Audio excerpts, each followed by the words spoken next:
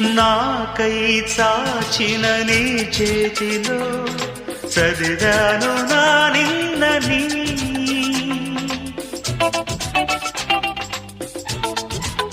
ఓ నాకై చాచిన నీ చేతిలో చదివాను నా నిన్నని. నాతో సాగిన నీ అడుగులో చూశాను మన రేపుని.